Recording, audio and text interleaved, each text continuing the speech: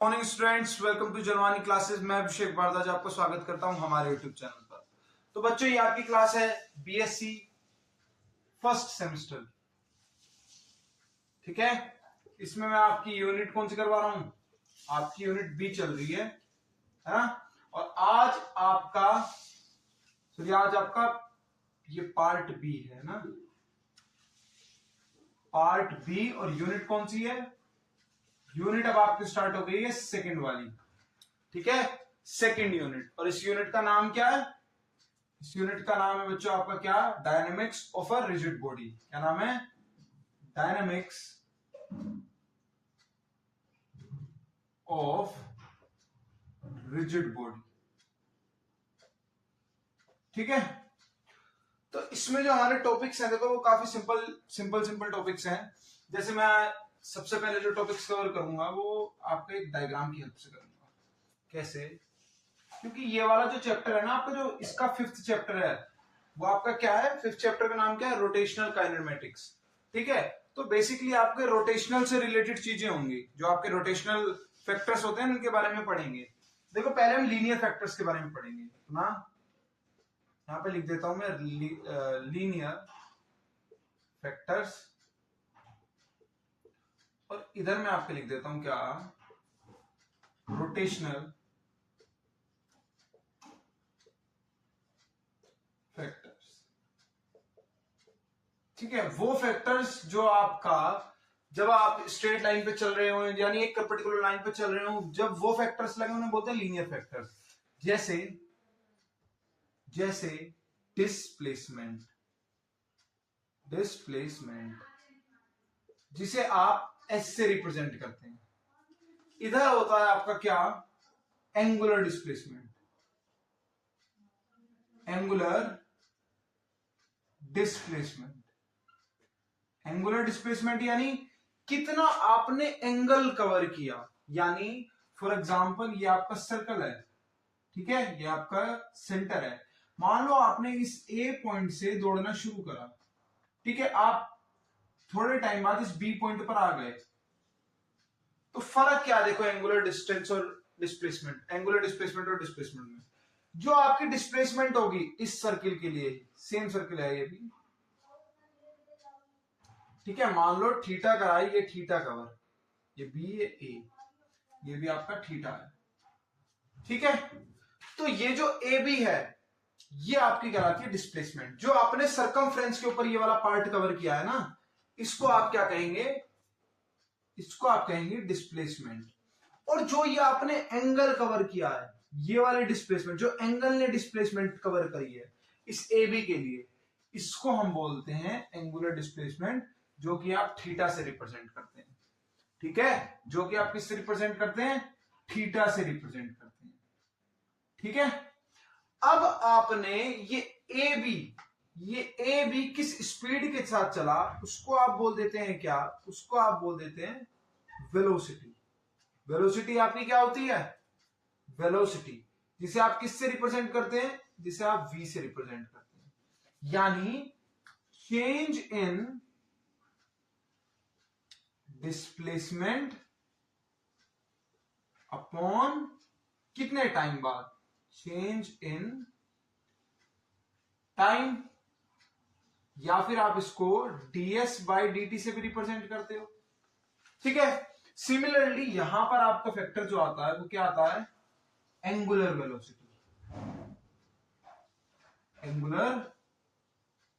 Velocity.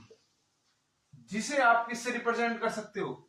जिसे आप omega से रिप्रेजेंट करते हो, ठीक है।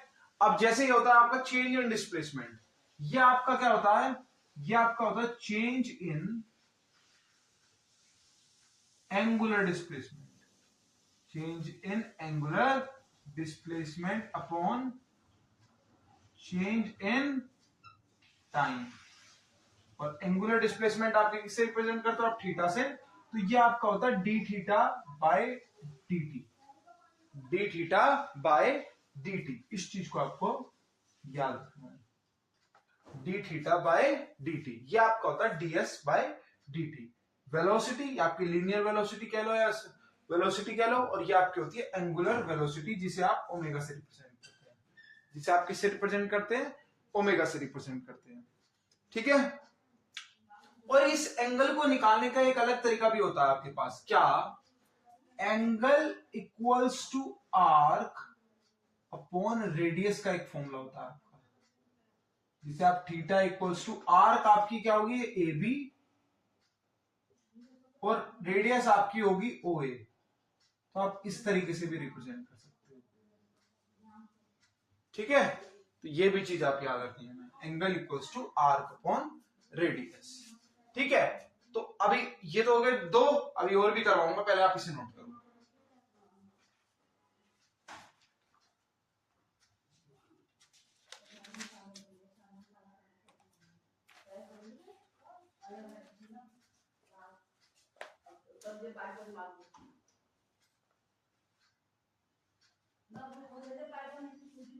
ठीक है, अब देखना, जैसे इसकी कुछ छोटी छोटी चीजें और बता देता हूं। इसकी यूनिट जो होती है, इसकी यूनिट क्या होती है आपके पास, मीटर। इसकी यूनिट होती है आपके पास क्या, रेडियन। क्या होती है, रेडियन। ये आपको पता भी होगा। ठीक है, थीटा को आप रेडियन से निकाल सकते हो, ये चीज तो आपको पता होगा। तो इसी तरीके से क्या हो जाएगी, रेडियन पर सेकंड। ये तो चलो आप कर ही लोगे आप। ठीक है, चलो इसको नोट करो।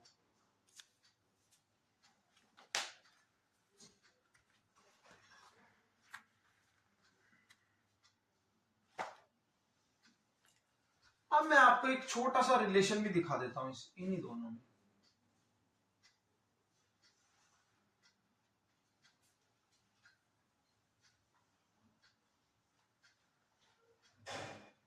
भाई अभी आपने एक फॉर्मूला पढ़ा, कौन सा फॉर्मूला पढ़ा, ये वाला ना, angle equals to arc upon radius, यानी थीटा इक्वल्स टू आर्क आपकी एस बाय आर। तो यहां पर देखो, आपने लीनियर जो आपका क्या था, जो आपकी लीनियर डिस्प्लेसमेंट थी ना, जैसे आपने डिस्प्लेसमेंट बोला, एस से रिप्रेजेंट करा था। अब आपने थीटा और एस में एक रिलेशन देख लिया, क्या, S equals to R theta, S equals to R theta, यानी एंगुलर डिस्प्लेसमेंट मतलब linear displacement equals to R theta. Similarly जब आपका क्या होता है, देख रहे हो आप, रिलेशन बिल्कुल ऐसा ही आ रहा है, ये आपका लीनियर है, ये आपका एंगुलर वाला है, और ये आपकी रेडियस है उस सर्किल की। ठीक है, सिमिलरली अगर जैसे आपका वो होता है क्या, अगर आपको वेलोसिटी निकालनी है, वेलोसिटी और किसके बीच में रिलेशन निकालना है, आपको किसके बीच में निकालना है, एंगुलर वेलोसिटी के बीच में रिलेशन, एंगुलर वेलोसिटी के बीच में रिलेशन। एंगुलर वेलोसिटी आप ओमेगा से रिप्रेजेंट करते हो, और वेलोसिटी आप वी से रिप्रेजेंट करते हो। तो इन दोनों के बीच का जो रिलेशन होता है वो आपका क्या होगा, बिल्कुल सेम, इससे कंपेयर करो, v equals to R omega, ये आपका रिलेशन होता है। v इक्वल्स टू, यहां पर s था, लीनियर वाला फैक्टर, रेडियस कॉमन रहेगी, फिर एंगुलर वाला फैक्टर, इधर भी आपका एंगुलर वाला फैक्टर। ठीक है, तो ये आपका एक इंपॉर्टेंट रिलेशन आ जाता है, v equals to R omega. देखो इसका डेरिवेशन करने की जरूरत नहीं है, इसलिए मैं करवा नहीं रहा हूं, क्योंकि ना तो एग्जाम पॉइंट ऑफ व्यू से रिलेटेड है, और ठीक है, आपको जस्ट न्यूमेरिकल करने हैं, इससे हमको टाइम वेस्ट नहीं करना है, क्योंकि अभी आपका पीक टाइम चल रहा है, तो हमें यहाँ टाइम वेस्ट करना नहीं है। और दूसरी चीज ये कि आपने 9th में भी करा होगा, 11th में भी करा होगा, तो बार बार सेम चीजें जो इंपॉर्टेंट भी नहीं है एग्जाम पॉइंट ऑफ व्यू से, तो नहीं करवाते हैं। अगर आपको फिर भी चाहिए कि मैं इसका डेरिवेशन करवा दूं, तो आप कमेंट सेक्शन आपके लिए खुला है, आप बेझिझक होकर कमेंट करना, मैं आपको करवा दूंगा। ठीक है, तो v equals to R omega, आपका इन दोनों के बीच में क्या आ गया है, रिलेशन आ गया है। हमने रिलेशन क्या कर लिया है, निकाल लिया है। ठीक है, जो बच्चे इन रिलेशंस को नोट करना चाहते हैं नोट कर लो।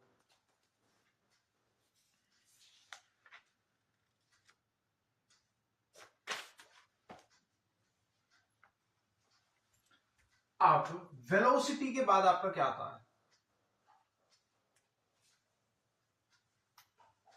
वेलोसिटी के बाद आपकी आती है एक्सेलरेशन। क्या आती है, एक्सेलरेशन। ठीक है, एक्सेलरेशन आपकी क्या होती है, एक्सेलरेशन, एक्सेलरेशन आपकी किससे रिप्रेजेंट करते हो आप, ए से रिप्रेजेंट करते हो, और वो क्या होती है, change in velocity by change in time, है ना। यानी a equals to dv by dt। ये छोटे चेंज के लिए हो गया, कभी कभी हम इस तरीके से भी रिप्रेजेंट कर देते हैं, तो कंफ्यूज मत होना, ये ऑलमोस्ट सेम ही बात है, बस चेंज कई बार छोटा होता है, कई बार इंटेंस्टेनियस चेंज होता है, ठीक है। इस तरीके से करते हो। सिमिलरली आपका जो एक्सेलरेशन है, कौन सा एक्सेलरेशन होगा यहाँ पर? Angular acceleration. एंगुलर एक्सेलरेशन, तो एंगुलर एक्सेलरेशन को आप अल्फा से, किससे रिप्रेजेंट करते हो? अल्फा से रिप्रेजेंट करते हो। तो अल्फा आपका क्या हो जाता है? चेंज इन, यहां वेलोसिटी था तो इधर क्या होगा? Angular velocity. Angular velocity by change in time. Change in angular velocity by change in time, यानी अल्फा आपका क्या आ जाएगा? D omega by D T. D omega by D T, ठीक है। इस रिलेशन को भी याद रखना, यहां इस तरीके से भी आप लिखना चाहो तो लिख दो। ये आपके बीच में आ गया। अब मान लो मुझे इन दोनों के बीच का क्या निकालना है? रिलेशन निकालना है। तो वही रिलेशन याद करो। कौन सा रिलेशन याद करना है आपको? लीनियर वाले को इस तरीके से ही रहने दो, रेडियस लिखो और एंगुलर वाला लिख लो। So A equals to R alpha. A equals to R alpha. A equals to R alpha, ठीक है। अब आपकी, चलो इसे लिखने से पहले मैं आपको दो तीन बता दूं। ये भी मत लिखो, अभी मत लिखना बच्चों, ठीक है। अभी मैं आपको थोड़ी देर में बताता हूं। देखो, अब आपकी एक्सेलरेशन जो होती है ना, ये आपकी जो एंगुलर एक्सेलरेशन है और लीनियर एक्सेलरेशन, देखो एक्सेलरेशन आपकी दो टाइप की होती है। एक होती है आपकी टेंजेंशियल एक्सेलरेशन, और एक आपकी कौन सी एक्सेलरेशन होती है? एक आपकी होती है रेडियल एक्सेलरेशन। अब इनमें फर्क क्या होता है, पहले आप इसको नोट करो, फिर मैं बताता हूं।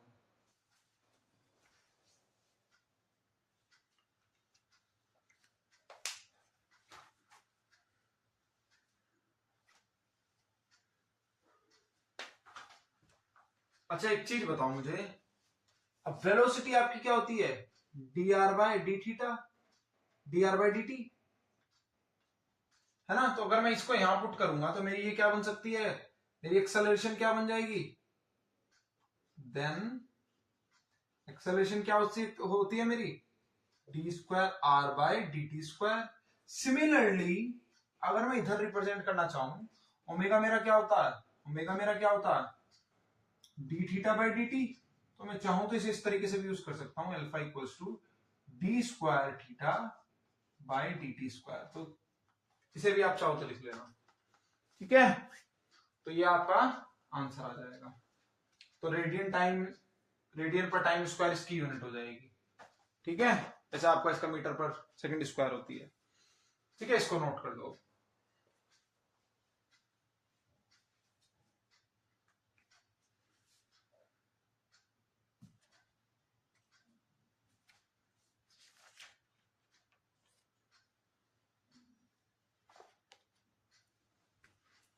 चले आप देखना,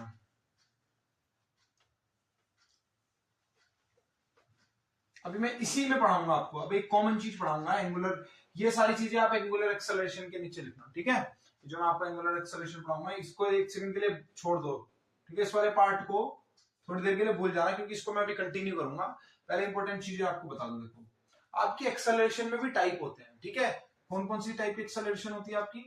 एक होती है आपकी रेडियल एक्सेलरेशन, और एक होती है आपकी कौन सी? एक होती है आपकी रेडियल एक्सेलरेशन, ठीक है। और एक आपकी कौन सी होती है? एक होती है आपकी, ये हल्का सा एक नया बना देना उसी के अंदर, एक होती है आपकी टेंजेंशियल एक्सेलरेशन, ठीक है, ए कौन सी होती है आपकी? टेंजेंशनल एक्सेलरेशन, ठीक है, जिसे हम टेंजेंट करके भी बोल दो, चलो टेंजेंट एक्सेलरेशन। टेंजेंशनल एक्सेलरेशन क्या होती है? देखो यहाँ पे मैंने टेंजेंट से भी बता दिया है, जो आपकी टेंजेंट के लॉन्ग एक्सेलरेशन लगती है। देखो क्या होता है, जब आप सर्कुलर मोशन में होते हो, इस तरीके से जब आप सर्कुलर मोशन में होते हो, ठीक है, तो आप पे यहाँ पर दो टाइप की एक्सेलरेशन लगती है, एक सेंट्रीफ्यूगल फोर्स की वजह से, एक सेंट्रीपिटल फोर्स की वजह से। यानी देखो, जो आपकी एक्सेलरेशन होती है, एक एक्सेलरेशन क्या कर रही होगी, एक आपको हर पॉइंट पर ऐसा कर रही होगी, अगर मान लो मैं पत्थर घुमा रहा हूं और मैं पत्थर को एक पॉइंट पर छोड़ दूं, तो कहीं ना तो वो क्या करेगा, अपनी टेंजेंट के अलॉन्ग मूव करेगा। तो एक एक्सेलरेशन आपकी इसके अलॉन्ग जा रही होगी, टेंजेंट के अलॉन्ग जा रही होगी। इसी को मैं एटी से यानी टेंजेंशनल एक्सेलरेशन रिप्रेजेंट करता हूं।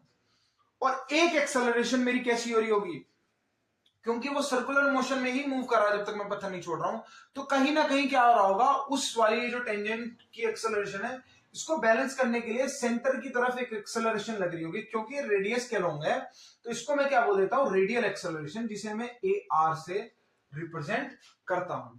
जिसे मैं किससे रिप्रेजेंट करता हूं, ए आर से, किससे, ए आर से मैं रिप्रेजेंट करता हूं। तो इस चीज को आपको बस ध्यान रखना है, ठीक है, इस चीज का आपको ध्यान रखना है, ठीक है। यही फर्क है, टेंजेंशियल एक्सेलरेशन बोल लो या फिर टेंजेंट एक्सेलरेशन बोल लो, रेडियल एक्सेलरेशन बोलो या रेडियस एक्सेलरेशन बोलो, आपकी मर्जी है, ठीक है। तो इतना ही फर्क है टेंजेंशियल एक्सेलरेशन और रेडियस एक्सेलरेशन में। अब इनके फर्क, इनके किसमें, इनके फॉर्मूले में हल्का सा बहुत छोटा सा फर्क है, वो फर्क क्या है देखना आप, ठीक है। देखो, अब रेडियल एक्सेलरेशन जो है वो आपकी किस पे डिपेंड कर रही है, सेंट्रीपिटल फोर्स पर डिपेंड कर रही है। किस पर डिपेंड कर रही है, सेंट्रीपिटल फोर्स पर। और सेंट्रीपिटल फोर्स आपका क्या होता है, M V square by R, ये मैं आपको बता ही चुका हूं क्या होता है, M V square by force आपका क्या होता है, एम ए, तो ये एम से एम कैंसिल, तो A equals to V square by R आएगा आपका, है ना, वी स्क्वायर बाय आर आएगा। और वी आपका क्या होता है, वी होता है आपका आर ओमेगा का होल स्क्वायर हो जाएगा बाय आर, तो इस आर से ये क्या हो जाएगा, A equals to R square omega square by R, ये आर से स्क्वायर कैंसिल, तो ये A equals to R omega square. ये जो आपकी आ रही है, ये आपकी आ रही है रेडियल एक्सेलरेशन, जिसे आप ए आर से रिप्रेजेंट कर सकते हो, ठीक है। ये आपका जो फॉर्मूला देखिए, ये इंपॉर्टेंट नहीं है बच्चों, ये सब कुछ भी इंपॉर्टेंट नहीं है, इंपॉर्टेंट है ये रिजल्ट जो आपका रेडियल एक्सेलरेशन का है, ठीक है। अब देखो, अब मुझे निकालनी है मेरी टेंजेंट एक्सेलरेशन, तो टेंजेंट की तरफ से मेरी वेलोसिटी भी है, तो मैं अपनी वही लीनियर वाले फॉर्मूले से लगाऊंगा, जैसे आपका फॉर्मूला था क्या, v equals to R omega था। अब इससे अगर आपको आगे निकालना तो डिफरेंशिएट जब आप करोगे, डिफरेंशिएट बोथ साइड्स, तो आपका क्या आ जाएगा, dv by D T R D omega by dt, ठीक है। तो D R by D T आपका क्या आ गया, एक्सेलरेशन, और ये आपके टेंजेंट की एक्सेलरेशन आर अल्फा। ये रिलेशन इंपॉर्टेंट है, नोट करो, ठीक है। अब वापस से आ जाते हैं अपने लीनियर फैक्टर्स और रोटेशनल फैक्टर्स की तरफ। वापस से इनमें कंपैरिजन शुरू होता है हमारा। देखो, मेन इंपॉर्टेंट चीजें हमारी हो चुकी हैं, कुछ चीजें बची हैं, उनके बारे में बात करेंगे। जैसे बात करेंगे हम किसके बारे में, अब हम मोशन की इक्वेशंस के बारे में बात करेंगे। जैसे आपकी फर्स्ट इक्वेशन क्या होती है, v equals to u plus A T, v equals to u plus eighty.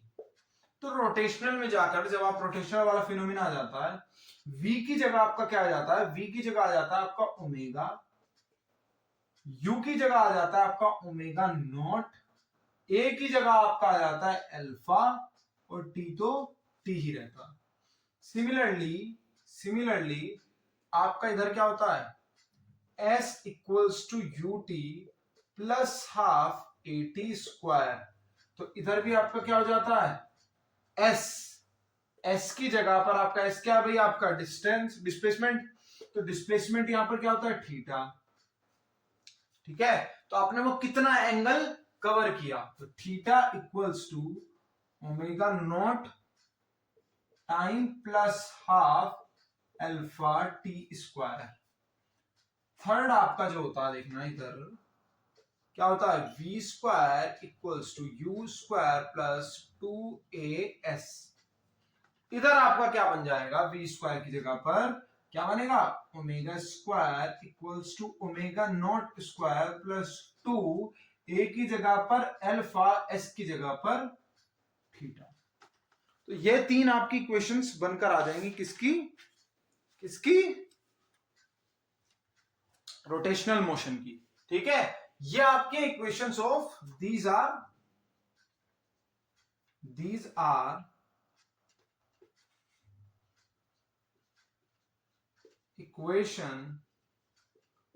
Equations of motion, और ये क्या है, दीज आर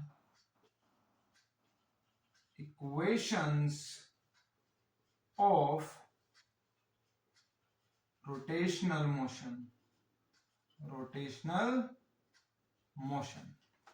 बस इतना फर्क है, एक तरफ आपकी क्या है, इक्वेशंस ऑफ मोशन, और एक तरफ आपकी क्या है, इक्वेशंस ऑफ रोटेशनल मोशन। ठीक है, नोट कर लो इसको।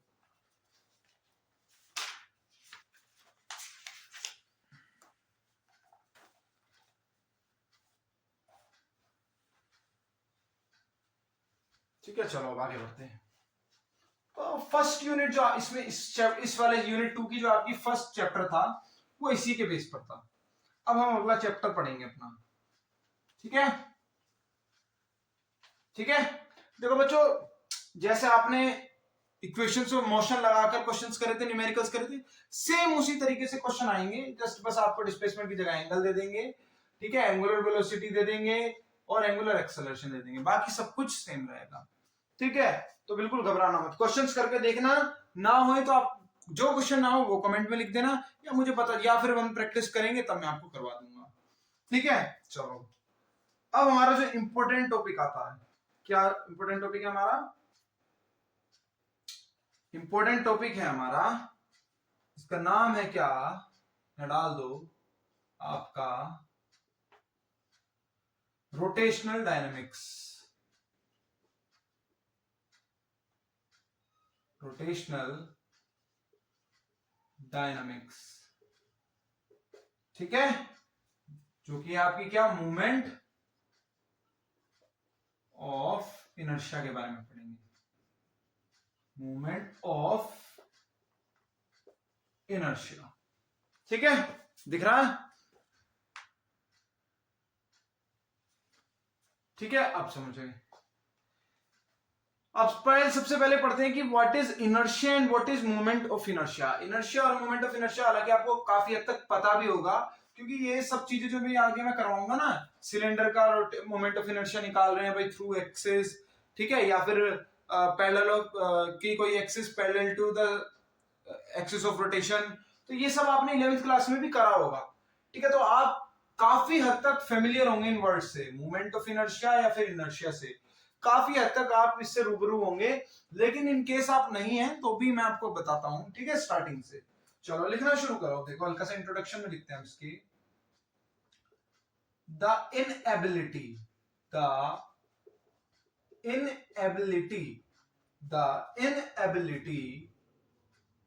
of a body to change by itself its state of rest or of uniform motion along a straight along a straight line, ठीक है, along a straight line, ठीक है, is an inherent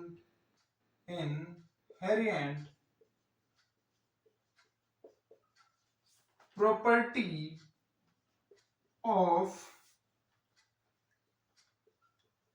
every body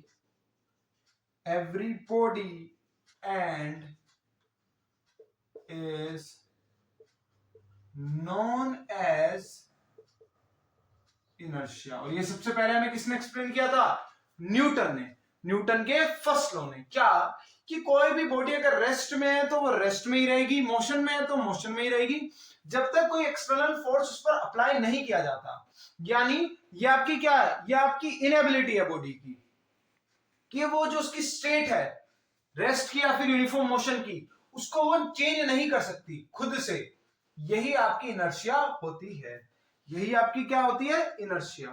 ठीक है, इसमें आप लिख सकते हो क्या? The greater is the mass, the greater is the mass, greater is the inertia. ठीक है, जितना ज्यादा मास होता है उतना ही ज्यादा इनर्शिया होता है। यानी इनर्शिया जो होता है वो आपका डायरेक्टली प्रोपोर्शनल होता है मास के। अगर बॉडी के पास ज्यादा मास है तो उसका इनर्शिया भी क्या होगा? ज्यादा होगा। ठीक है, इस चीज को आपको याद रखना है। ठीक है, तो therefore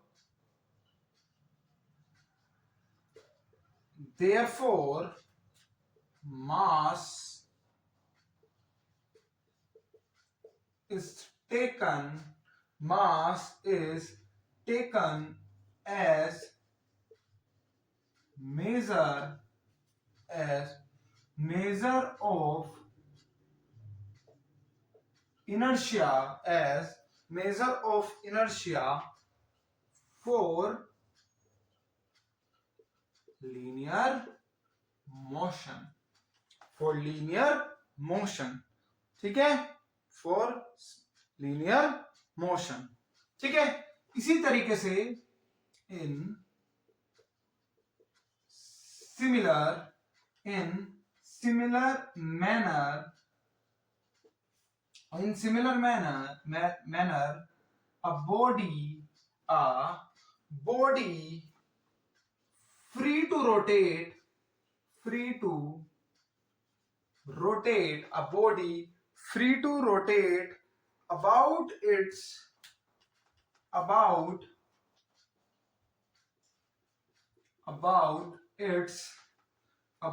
its axis opposes any change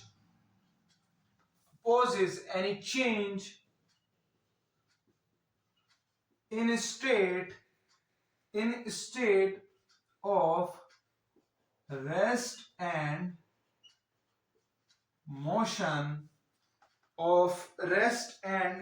motion, ठीक है, मोशन नहीं, यूनिफॉर्म रोटेशन, क्योंकि यहां रोटेशन की बात हो रही है, एंड यूनिफॉर्म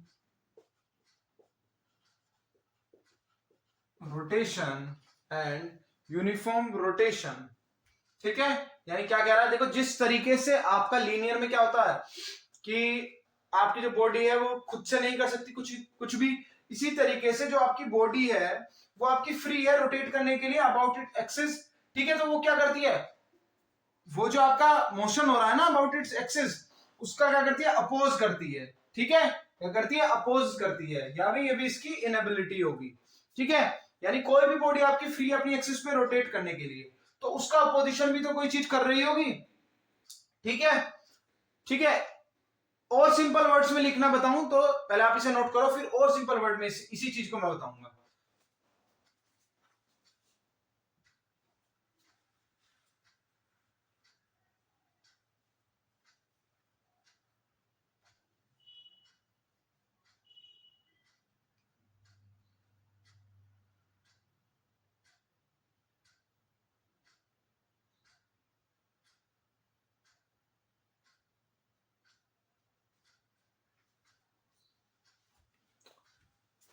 ठीक है, तो देखो जिस तरीके से क्या होता है, आपकी कोई चीज रेस्ट में है तो रेस्ट में रहेगी, मोशन में है तो मोशन में रहेगी। इसी तरीके से क्या होता है, अगर आपकी कोई भी बॉडी है वो फ्री है रोटेट करने के लिए अबाउट इट एक्सिस, तो क्या करती है वो अपोज करती है अपनी स्टेट की, जो आपकी उसकी स्टेट में चेंज हो रहा है ना, उसकी स्टेट में जो चेंज हो रहा है उसका अपोज करती है। ठीक है, और यही जो चेंज हो रहा होता है, यही जो अपोज हो रहा होता है, ये कुछ कपल ऑफ फोर्सेस के द्वारा होता है। ठीक है, उन कपल ऑफ फोर्सेस को हम कई बार टॉर्क बोल देते हैं। ठीक है, ठीक है, और उसी को हम क्या बोल देते हैं, मोमेंट ऑफ इनर्शिया। ठीक है, यहां पे लिख भी दो आप, in other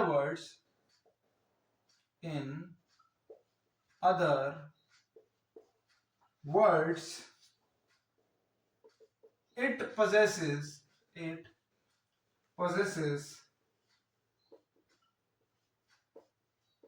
inertia for rotational motion.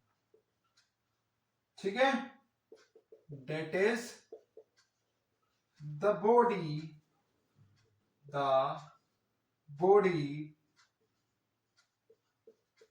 opposes the torque। Body क्या करती है, टॉर्क का अपोज करती है। ठीक है, और movement of the couple applied to it. ठीक है, और इसी चीज को हम क्या बोल देते हैं,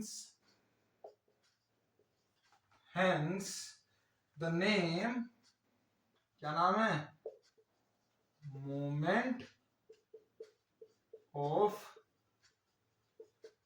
इनर्शिया।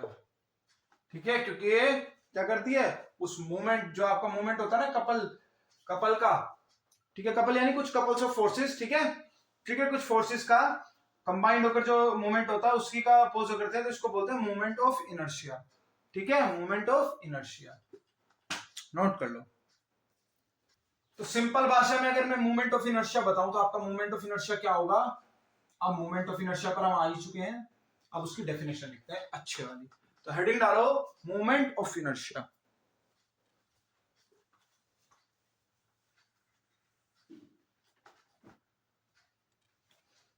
हेडिंग डालो मोमेंट ऑफ इनर्शिया। तो मोमेंट ऑफ इनर्शिया आपकी क्या होती है, it is the property by virtue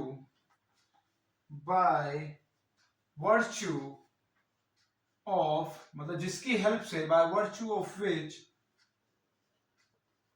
it opposes the change in state of rest or rotational motion। ठीक है, और इनर्शिया का जो आपका फॉर्मूला होता है वो होता है आपका I equals to M R square. इस चीज को भी याद रखना, I equals to M R square. R क्या है, आर आपकी एक्सिस ऑफ रोटेशन से उस पर्टिकुलर पॉइंट की क्या है, रेडियस है, सेंटर की क्या है, रेडियस है। मान लो आपके पास कोई ये बॉडी है, ये मूव कर रही है, कोई आपकी बॉडी है ये मूव कर रही है, तो इसके अंदर के पार्टिकल्स भी तो सब मूव कर रहे होंगे, इसके अंदर के पार्टिकल्स भी क्या कर रहे होंगे, मूव कर रहे होंगे बॉडी के साथ साथ। ठीक है, तो आपको अगर मोमेंट ऑफ इनर्शिया पूरी बॉडी की निकालनी है तो क्या करना पड़ेगा, इन सभी बॉडीज की मोमेंट ऑफ इनर्शिया निकालनी है। क्या करनी पड़ेगी, इन सभी बॉडीज के मोमेंट ऑफ इनर्शिया निकालनी पड़ेगी। यानी जो आपके पास टोटल आई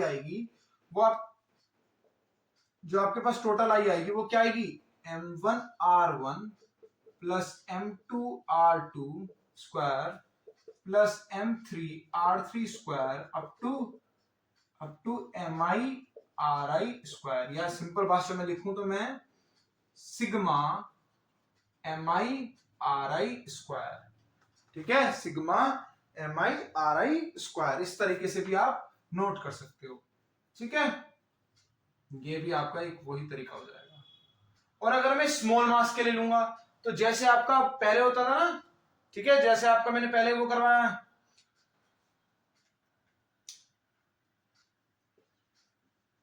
तो ये आपका इस तरीके से हो जाएगा। आई को आप इस तरीके से भी कर सकते हो इंटीग्रेशन की फॉर्म में, जब आप सिग्मा हटाओगे, चेंज वाला फैक्टर लेके आओगे, ठीक है, तो R²dm वो स्मॉल मास के लिए होगा ये। ठीक है, जैसे आपका सेंटर ऑफ मास वाला था, इसी तरीके से मूवमेंट ऑफ इनर्शिया। ठीक है, तो ये आपका क्या आ जाएगा, मूवमेंट ऑफ इनर्शिया। ठीक है, इंटीग्रेशन R²dm, इस तरीके से भी आप मूवमेंट ऑफ इनर्शिया निकाल सकते हो। तो ये आपकी इंपॉर्टेंट चीजें हैं, ये दो, ये इक्वेशन 1 और इक्वेशन 2 आपकी इंपॉर्टेंट चीज, इंपॉर्टेंट इक्वेशंस है। ठीक है, इनको जरूर याद रखना है, नोट कर लो।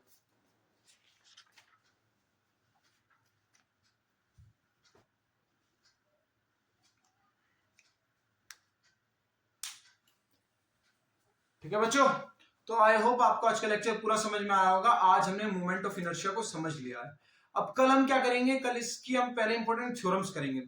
दो इसके अंदर आपकी इंपॉर्टेंट थ्योरम आती है जो मूवमेंट ऑफ इनर्शिया पर काम करती है, जब आपके एक्सिस ऑफ रोटेशन थोड़ा अलग अलग हो जाते हैं। ठीक है, थोड़ा हम चेंज कर लेते हैं रोटेशन का एक्सिस। ठीक है, फिर उसी के बेस पे हम अलग अलग जो आपकी शेप्स होती हैं उनमें मूवमेंट ऑफ इनर्शिया किस तरीके से निकाल सकते हैं, क्या क्या उनकी मूवमेंट ऑफ इनर्शिया होती है। जैसे सिलेंडर में क्या होता है, अगर हम उसके एक्सिस ऑफ रोटेशन निकालें या फिर एक्सिस ऑफ रोटेशन के पैरेलल कोई एक्सिस ऑफ रोटेशन लिया है, तब आपका मोमेंट ऑफ इनर्शिया क्या होता है। तो अलग अलग केसेस करेंगे अपने नेक्स्ट लेक्चर में। ठीक है, बाकी आज की क्लास आपके लिए काफी यूजफुल रही हो मेरे हिसाब से। नहीं रही है तो आप कमेंट सेक्शन में बताना, मैं पूरा ट्राई करूंगा आपके लिए यूजफुल बनाने के लिए। हालांकि मैं ट्राई कर रहा हूं कि आपका एग्जाम पॉइंट ऑफ व्यू से देखें तो काफी कुछ जो मैं पढ़ा रहा हूं उसी में से आएगा और उसी में से आए, यही मेरी पूरी की पूरी कोशिश है। ठीक है, तो फिर आज के लिए इतना ही रखते हैं। Thank you very much.